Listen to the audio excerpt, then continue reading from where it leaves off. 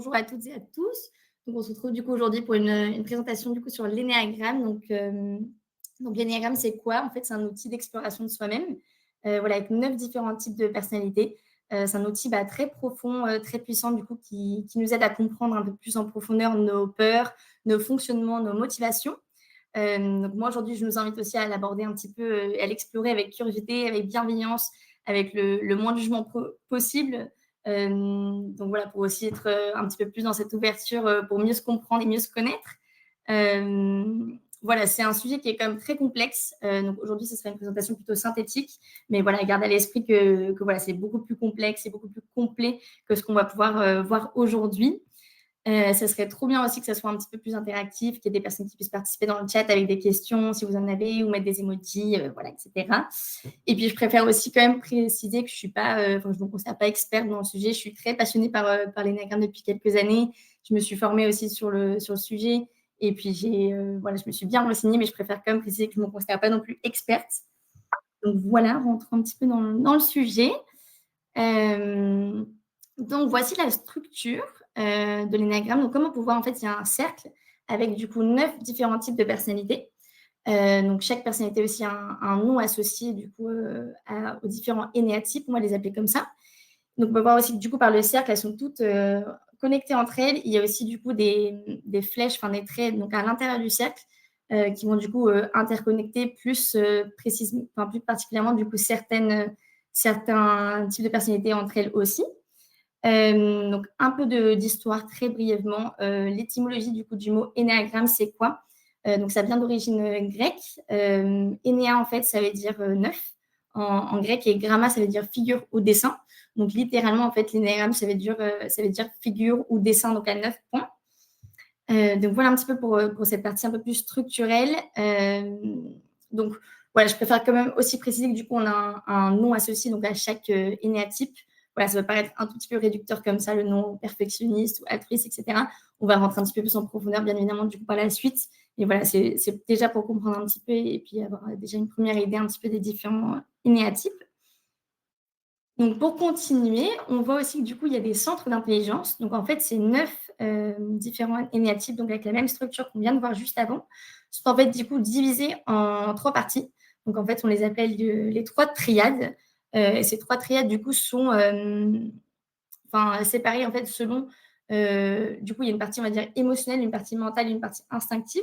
Donc, on peut voir du coup pour la partie 8, pour l'énéatype 8, 9 et 1. Donc, ça va être des énéatypes en fait qui vont se retrouver beaucoup plus dans la partie instinctive, directement connectée du coup avec notre ventre, donc en termes de partie du corps. Et en termes d'émotions du coup associées du coup à cette triade, ça va surtout être la colère. Donc, il y a forcément, enfin, bien évidemment, du coup, des différences entre le 8, le 9 et le 1.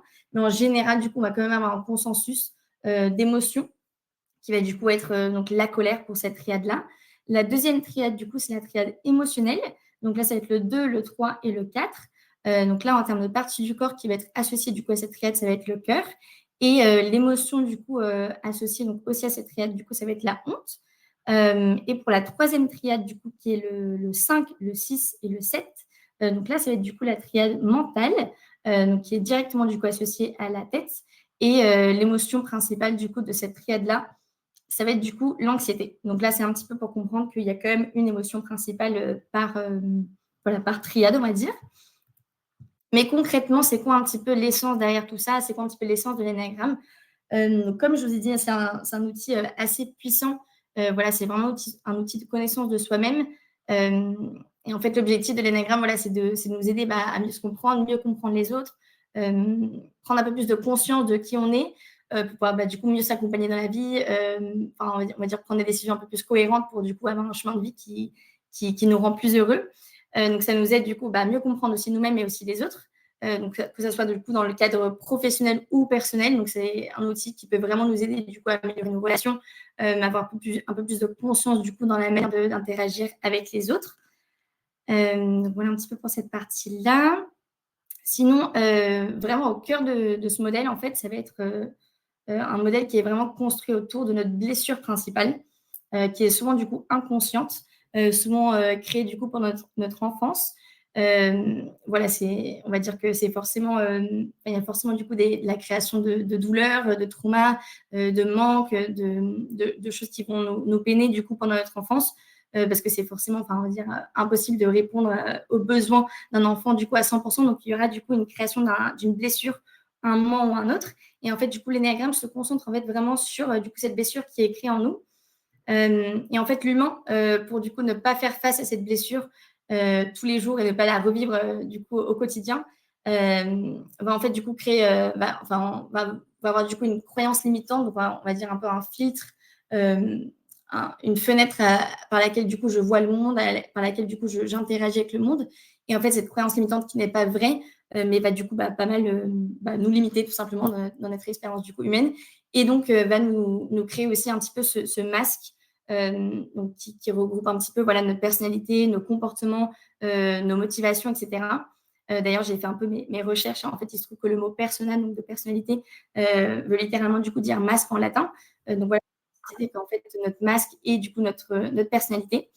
Donc voilà, l'idée, c'est de comprendre un petit peu plus et prendre un peu plus de conscience du coup, du caractère qu'on a créé, comment on s'adapte au monde, comment on se protège un petit peu de revivre du coup certaines blessures. Et, justement, prendre conscience en fait, de cette blessure de base pour justement s'en limiter.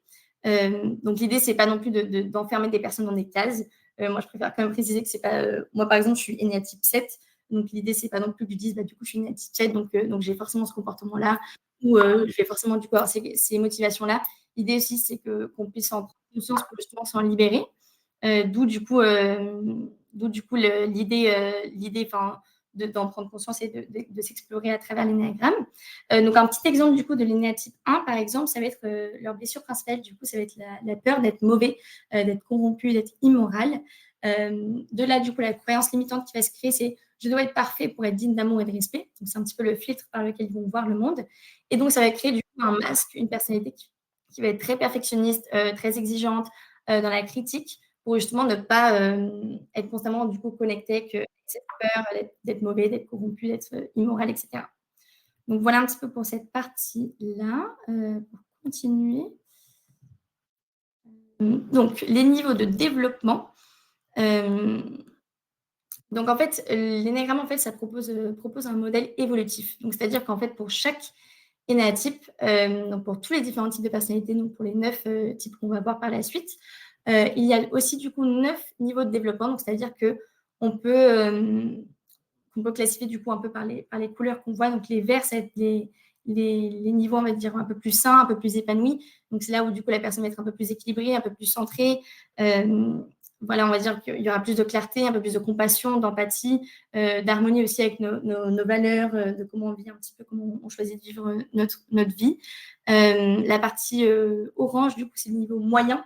Donc là, c'est une personne qui va peut-être se laisser un petit peu plus influencer par ses mécanismes de défense, être un peu plus réactif, un peu peut-être moins objectif. Voilà, c'est pas dramatique, mais c'est vrai que du coup, c'est des personnes un peu moins épanouies. Et la troisième partie, du coup, la partie rouge, la partie un peu plus pathologique. Donc c'est là où il peut y avoir un peu des fonctionnements dysfonctionnels, voilà, pas mal de stress, de dépression, de rejet. Donc voilà, assez déconnecté du coup de notre moi intérieur, notre moi profond.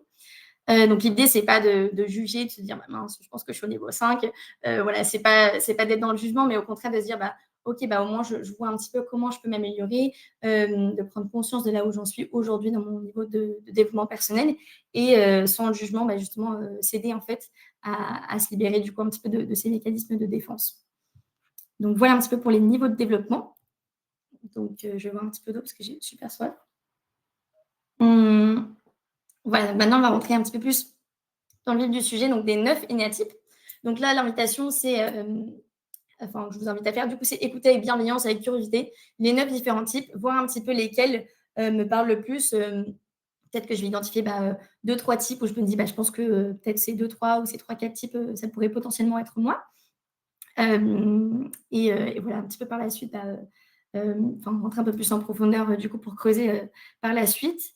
Et souvent, celui qui nous met un peu plus mal à l'aise, ça peut être le nôtre. Voilà, ça fait un peu effet miroir. Donc, c'est là où on se dit, mince, j'aimerais vraiment pas être celui-là. Et c'est souvent le nôtre, du coup. Donc, voilà, ça peut être un bon point de départ aussi pour explorer tout ça. Donc, l'énéatype numéro 1 rentrons dans le vif du sujet. Donc, c'est le ou la perfectionniste.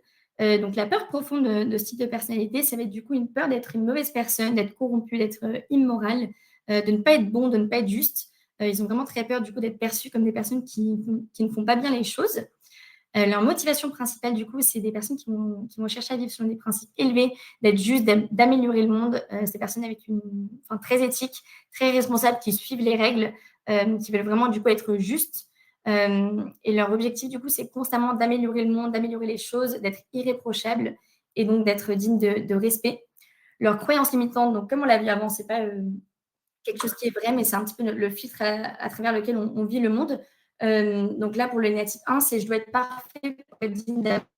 Donc voilà, si je ne fais pas tout parfaitement, je ne vais pas être aimée. Donc voilà, c'est des personnes qui ont une voix intérieure assez critique, assez tyrannique, voilà, qui les poussent toujours à chercher à s'améliorer, à corriger un petit peu les défauts. Leur comportement typique, donc pour les reconnaître, c'est des personnes qui aiment bien quand c'est tout carré, ordonné, voilà, qui ont soit un environnement très ordonné, très organisé, que ce soit du coup chez eux, sur leur bureau, etc. C'est des personnes qui suivent des règles, qui ont des standards assez élevés, qui peuvent être un petit peu intolérants, parfois un peu, on va dire, pas très flexibles, assez rigides. Et qui du coup qui délivrent un travail de haute qualité, très précis et en général du coup on va dire assez carré. Leur force, c'est quoi leur point fort? Du coup, c'est des personnes qui ont un sens de l'éthique très élevé, qui sont très rigoureux, qui ont une vraie capacité du coup à inspirer le changement dans des équipes aussi. Et ce qu'on voit dans la petite bulle en haut à droite, du coup en vert, c'est si on repense du coup au niveau de développement qu'on a vu juste avant. Donc en fait, quand la personne se soigne et justement, on va dire, devient plus épanouie et fait face un petit peu à ses peurs pour du coup justement les surmonter, cette personne du coup va développer de l'acceptation, de la tolérance. Parce que c'est des personnes qui du coup qui vont devenir du coup plus sereins et en fait capables de lâcher prise et apprendre que du coup justement en fait ils peuvent avoir un sens de la justice et de l'éthique, mais tout en ayant du coup cette compassion, cette tolérance qui va un petit peu se mélanger avec, et avoir du coup une voix intérieure un peu moins dure, un peu plus constructive, sans autant de jugement. Donc voilà un petit peu pour le 1. Je ne sais pas si déjà vous voulez partager un petit peu dans le chat s'il y a des personnes qui se reconnaissent dedans. Même dans le chat, plutôt pareil, les emojis que vous avez, du coup, mettre des pouces si vous reconnaissez, des smileys tristes si vous n'êtes pas un des 1. Je vois quelques smileys tristes, j'ai vu quelques pouces, ok. Trop bien, donc on a un petit mélange. De toute façon, on fait un peu de tout dans la vie, sinon c'est un peu boring, donc c'est cool qu'il y ait un peu de tout. Alors, l'heure de voter, c'est ma partie préférée, c'est les jeux. Qui, selon vous, est le numéro 1? Est-ce que ça va être le père de Nemo, d'ailleurs, je ne sais plus comment il s'appelle, Hermione ou Monsieur Indestructible? Donc, je vous laisse mettre dans le chat si vous pensez que c'est le 1, le 2 ou le 3. Le 2, le 2, le 2, le 2, le 3, le 1. Alors, est-ce que vous êtes prêts pour la réponse? Du coup, c'est bon, je pense qu'il y a une grande majorité de personnes qui ont dit 2. En effet, du coup, c'est Hermione qui va tout le temps du coup, chercher à avoir les bonnes réponses, à participer en cours, à être super carré, suivre les règles, qui a trop peur de faire un peu des conneries, même si au final, on en fait plein. Mais voilà. D'ailleurs, vous allez voir, il y a beaucoup de Harry Potter et beaucoup de dessins animés dans mes images. Continuons du coup avec le 2, l'énatype du coup numéro 2. Donc, leur peur fondamentale du coup de l'énatype 2, c'est des personnes qui du coup ont vraiment peur de ne pas être aimées, d'être rejetées, en fait, de ne pas être utiles, de ne pas être nécessaires pour les autres. Donc, leur motivation principale, c'est justement d'être aimé, d'être nécessaire, donc en aidant du coup constamment les autres. Ils veulent être appréciés, ils veulent être indispensables en fait, parce que du coup, ils vont se sentir valorisés vraiment à travers de ce qu'ils apportent aux autres, pour se sentir du coup exister, reconnus, aimés. Leur croyance limitante, du coup, c'est si je ne suis pas utile aux autres, je ne suis pas digne d'amour. Donc voilà, si je suis aimée, je suis aimée seulement si j'aide, seulement si je rends service, si je suis utile. Donc voilà un petit peu leur filtre à travers ils vivent leur expérience humaine.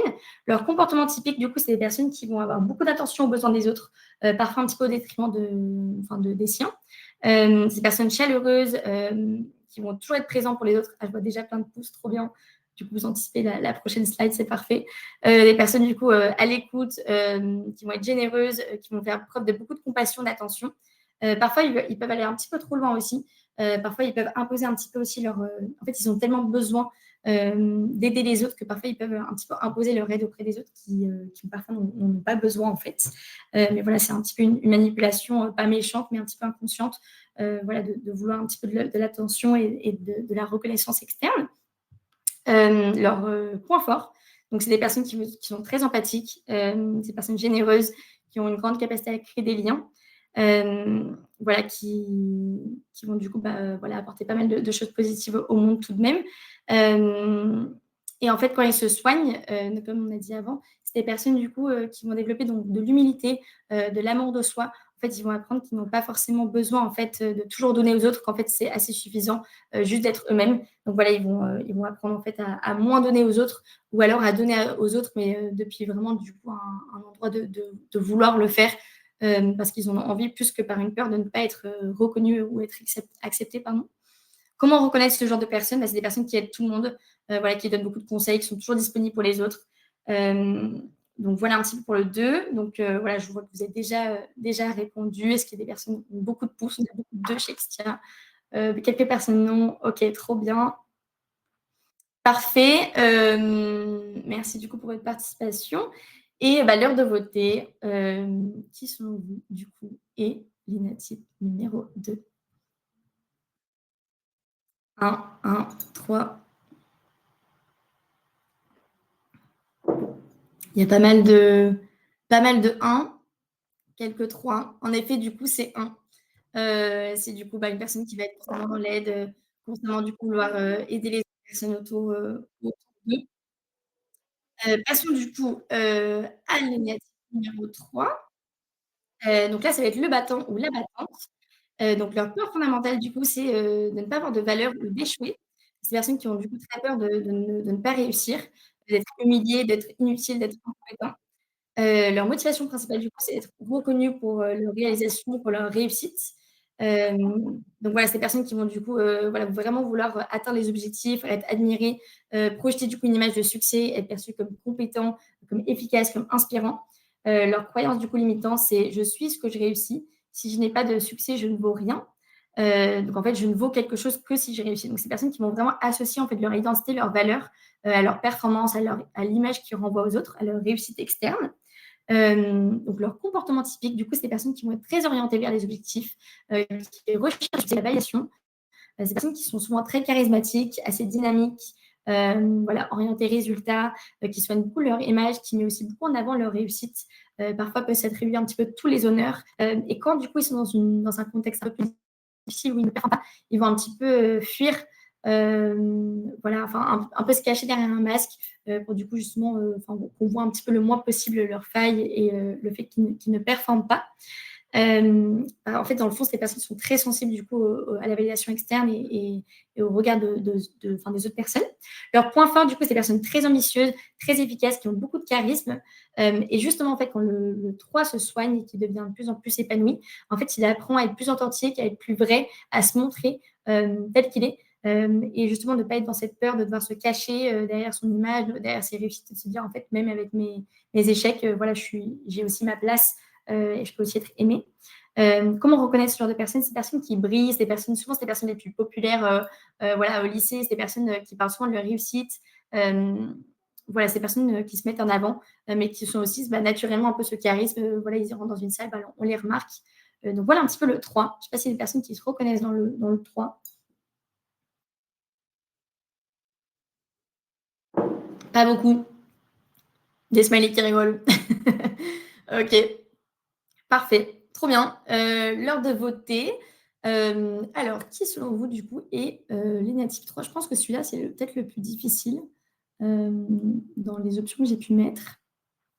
Alors, j'attends vos petites réponses. 1, 2, 1, 2, 3. Ok, on est pas mal, on a quand même une majorité de 2. En effet, du coup, c'est bien Rachel Green, qui du coup est la populaire, qui soigne toujours son image, etc., et qui a vraiment envie d'avoir du succès constamment. Donc trop bien, vous avez bien compris.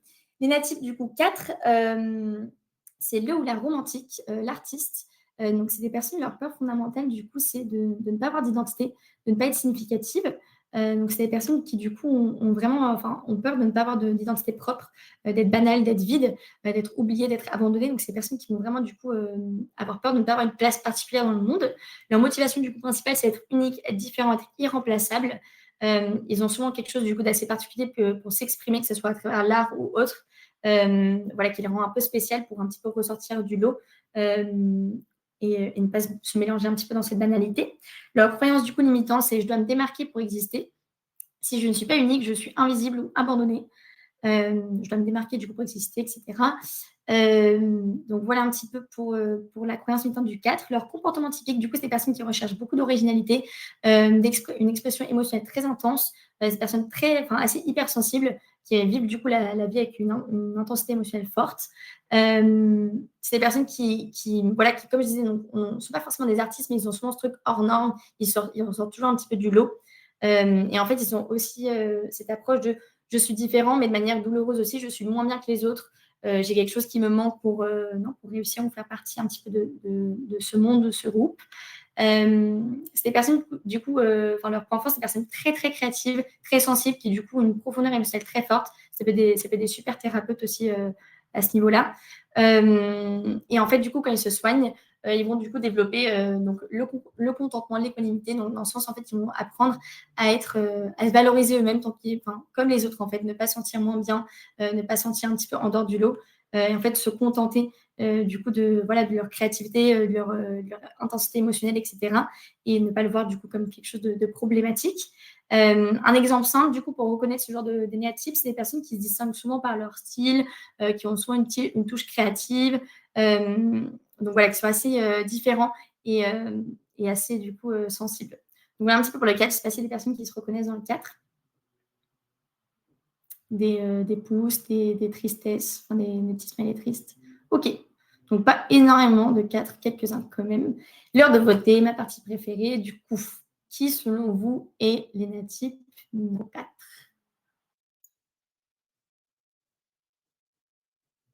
Trop bien, là c'est très clair, quasiment tout le monde a un. C'est bien. Aucune hésitation, c'est bien Mathilde. Parfait. Parfait, c'est très bien. Continuons du coup avec les natifs. Pardon. Donc là, ça va être la personne du coup qui va être l'observateur, l'observatrice, le penseur, l'initiateur. Leur peur fondamentale, c'est d'être utile, d'être incompétent, voilà, de ne pas avoir de ressources en fait, d'être un petit peu dépassé par les exigences de la vie quotidienne ou les émotions un peu envahissantes. Leur motivation principale, c'est de chercher à comprendre le monde et être compétent. C'est vraiment une connaissance qui vont se sentir en sécurité grâce à ce qu'ils connaissent, à leur connaissance, à ce qu'ils voilà, un petit peu garder. Mince, on t'entend plus trop. Ok, ça marche. Est-ce que là, c'est bon? Là, pour l'instant, là, Pour c'est checker, OK. mais heureusement que je ne l'ai pas fait. Ok, ça marche, parfait. Bon, on va continuer. Vous me dites si jamais c'est un rebug comme ça, je répète. Pas de souci.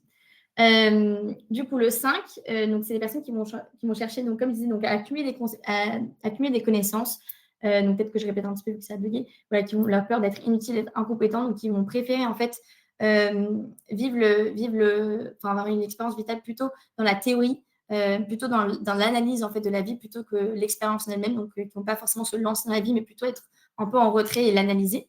Leur croyance limitante, c'est du coup, je dois tout savoir avant d'agir, sinon je serai vulnérable. Donc voilà, ils ont peur d'être un poids en fait pour les autres, donc ils vont vraiment toujours vouloir tout comprendre, tout savoir avant de se lancer.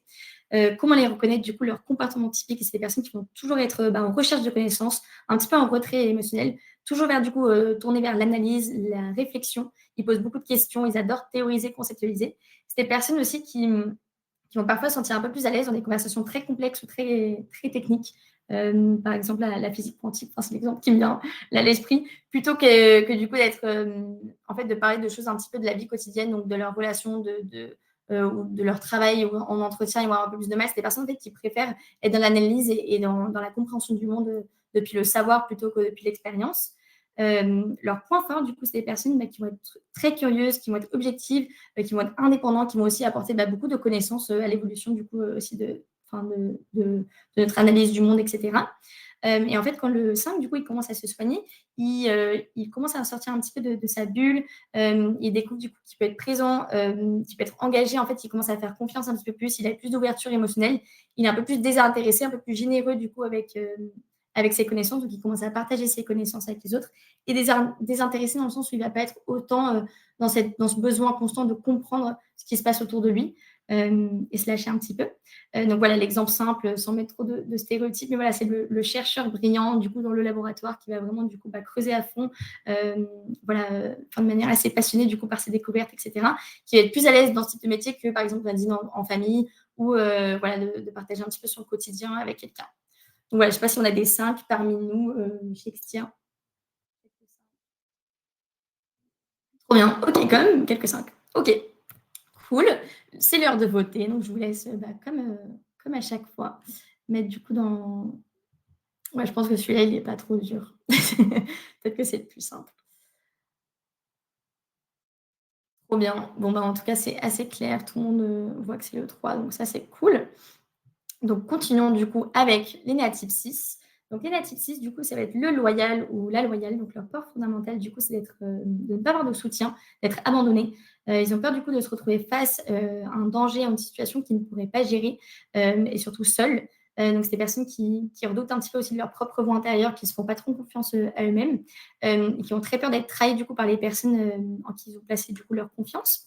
C'est des personnes, du coup, leur motivation, c'est vraiment, du coup, chercher la sécurité, la stabilité, la fiabilité autour d'eux.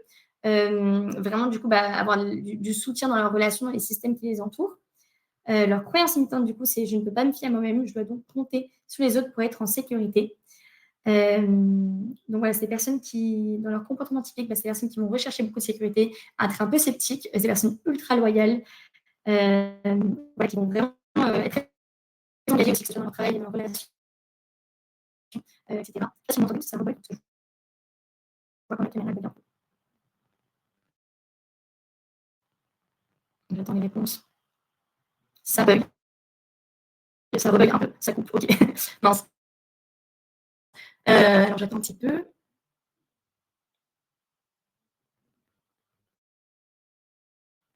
Les réseaux Barcelone.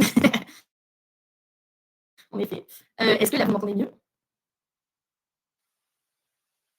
Ouais, c'est toujours un peu coupé. Ouais, ça s'est pas amélioré depuis la dernière fois. Non, c'est pire. Ok.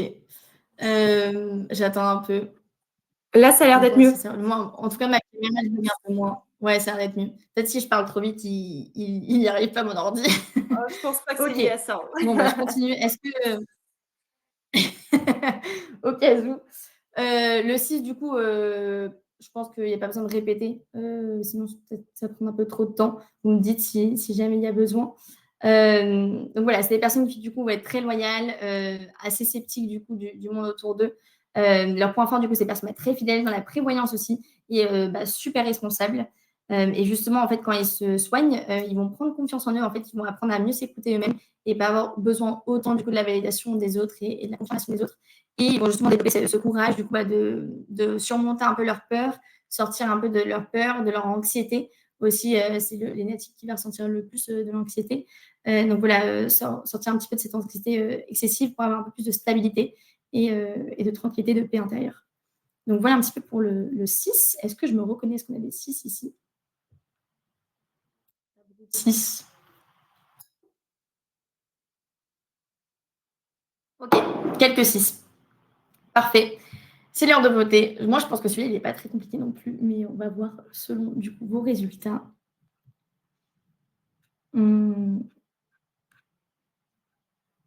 C'est très bien, vous avez bien compris, c'est le 1. Parfait, top, bon, super. Continuons du coup avec les natifs 7. Celui-là, je le connais très bien vu que c'est le mien. Donc, leur peur fondamentale, du coup, c'est des personnes qui vont avoir peur de manquer quelque chose, d'être limitées, d'être en souffrance, de ne pas avoir, d'être privées de liberté et de plaisir. Donc, ces personnes qui vont beaucoup fuir du coup la souffrance et vont avoir peur du coup de l'ennui émotionnel. Donc, c'est des personnes qui vont être motivées du coup par voilà, des expériences excitantes, éviter la douleur, voilà, des expériences positives, rester libre, léger, enthousiaste. Voilà, garder un petit peu le contrôle sur leur bien-être, par l'action, du coup, la nouveauté, être constamment stimulé. C'est des personnes qui ont un agenda ultra rempli, voilà, qui vont être en constant recherche du coup de stimulants pour pas ressentir un petit peu ce vide intérieur. Leur croyance limitante, du coup, c'est si je fais face à la douleur, je serai piégée. Je dois donc fuir pour être libre. Voilà, leur comportement typique, c'est la personne très optimiste qui recherche le plaisir, qui évite du coup la souffrance. Voilà, c'est des personnes joyeuses, assez curieuses, qui ont beaucoup d'idées, qui ont tendance à en faire trop. C'est des personnes qui peuvent être un peu dispersées. Des personnes qui ont du mal aussi à trouver, on va dire, voilà, qui changent pas mal de décisions, qui ont du mal aussi à s'engager un petit peu dans les choses long terme. Leur force, du coup, c'est des personnes. Leur force, du coup, c'est des personnes qui ont beaucoup d'énergie, qui sont très créatives, qui ont une capacité, du coup, à inspirer les autres autour d'eux. Et c'est des personnes, du coup, aussi, quand ils vont se soigner, en fait, ils vont. Ah, ça coupe. Vous entendez? Ah mince, c'est relou en vrai. Ah non, ça va mieux. Merci Claire, parfait. Donc je continue. Donc voilà, c'est des personnes du coup quand ils se soignent en fait, ils s'ouvrent en fait à ils sont moins un petit peu dans cette fuite constante du coup de la souffrance et de l'ennui. Ils vont apprendre aussi à valoriser toutes les choses, donc un petit peu être dans la sobriété, donc ne pas être dans cette surestimulation constante, mais justement valoriser un petit peu toutes les choses simples de la vie et se tempérer, donc un petit peu ralentir, ne pas être autant dispersé et ne pas changer autant de fois. Voilà, comment reconnaître du coup les personnes 7, c'est des personnes qui multiplient les projets, les sorties, toujours très souriants, voilà, qui évitent un peu tout moment de vide, de silence. Donc voilà un petit peu pour le 7. Est-ce qu'on a des 7 d'autres? Ok, on a beaucoup de 7. Trop bien. C'est l'heure de voter. Donc je vous laisse mettre dans le chat la personne que vous pensez être le 7. Il y a un peu d'hésitation là pour le coup. Ok, il y a quand même une majorité de 3. Donc, en effet, ça va être le 3. Voilà, Joy qui va être constamment, du coup, ultra heureuse et très énergique, mais qui a tellement peur de ressentir toute souffrance. Donc, très bien. Passons du coup à l'ENATYPE 8. Donc, l'ENATYPE 8, du coup, c'est les personnes qui vont. Ça va être du coup le protecteur, la protectrice. Ces personnes qui ont du coup leur peur fondamentale, ça va être du coup de craindre de se montrer faible ou vulnérable. Peur du coup d'être contrôlé en fait par les autres. Ils ont une peur du coup viscérale de l'injustice et refusent du coup toute forme de domination. Leur motivation du coup, c'est d'être autonome, de contrôler leur environnement, de protéger les autres, d'être fort, d'être indépendant. Donc voilà un petit peu pour leur motivation. Leur croyance limitante du coup, ça va être si je me montre, si je montre ma vulnérabilité, je serai exploitée ou rejetée. Donc voilà, si je ne contrôle pas, je serai en danger. Donc ces personnes qui vont être constamment du coup dans cette approche plus de contrôle de l'équipe, du système, etc., dans lequel ils se trouvent.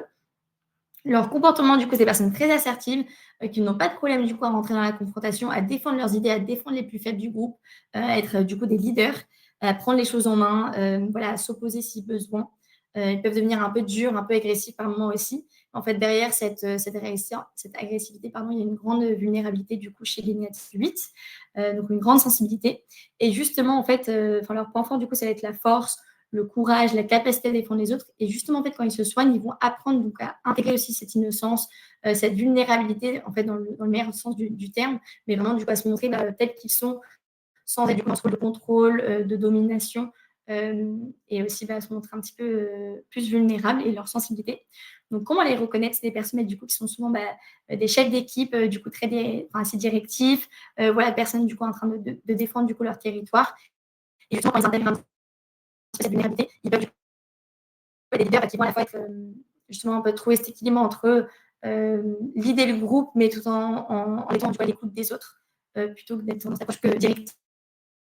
Est-ce que vous m'entendez? Parce que je vois que ma vidéo, elle bug un tout petit peu. Je me pose la question, que c'est juste la vidéo. C'est bon là. Ok, merci Lucie, parfait.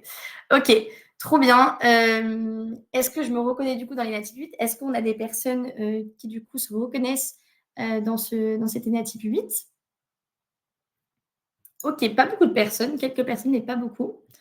Et l'heure de voter, encore une fois. Là, je ne sais pas si c'est facile ou non, on va voir.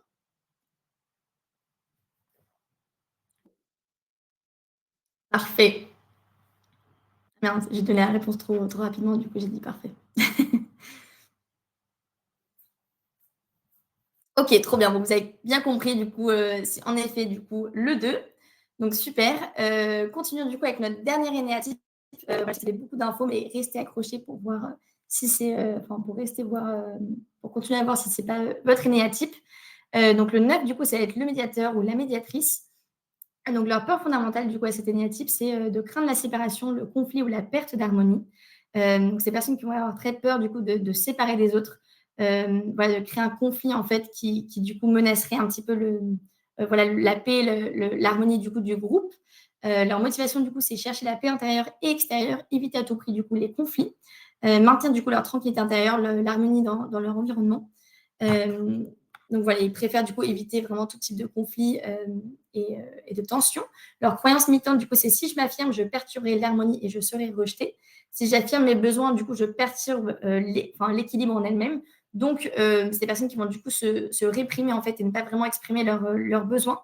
C'est des personnes qui vont du coup être assez passives, qui ont tendance du coup à éviter les conflits, qui vont rechercher le confort, qui sont aussi très bons du coup dans garder du coup l'harmonie de groupe.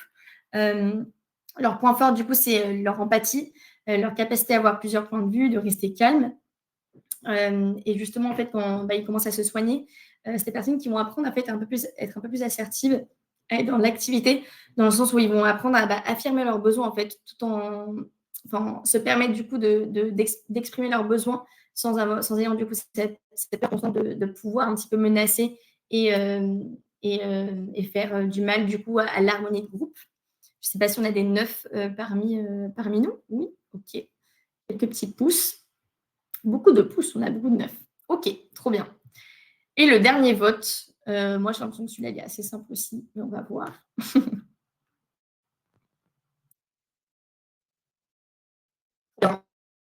Parfait, c'est très clair. En effet, 6 millions. 10 millions. Je vous ai dit, c'est que les Harry Potter, que les Star Wars, c'est mes préférés. Donc voilà, c'est des personnes qui vont être super zen, super chill, comme Oumi. Donc voilà, avec un peu de recul, maintenant que vous avez pu écouter un petit peu tous les 9 types, quelles vont être un petit peu vos 3-4 options, ou voilà, si c'est un peu plus clair, votre première option d'énéatype selon vous. Voilà, je vous laisse le partager en chat selon vous, pensez être lequel. Moi, ça m'intéresse de savoir s'il y a un peu plus de clarté par rapport à tout ça. 1, 2, 7 et 9. Parfait. Bon mixte dans l'enthousiasme. Ok. Trop bien. Donc des 9, des 5, des 2, des 7, des 9. Je peux nous remontrer le graphique. Yes, je peux remontrer. On a encore quelques slides. Est-ce que je le montre maintenant ou est-ce que je le montre à la fin? Ou est-ce que pour le vote, peut-être que ce serait plus simple que je leur montre? Je peux le montrer maintenant. Tu peux le montrer maintenant. Ouais, c'est ça. Vu que comme ça, on peut voir un petit peu les 9 options. Hop, voilà. Donc, on a les 9 différentes options.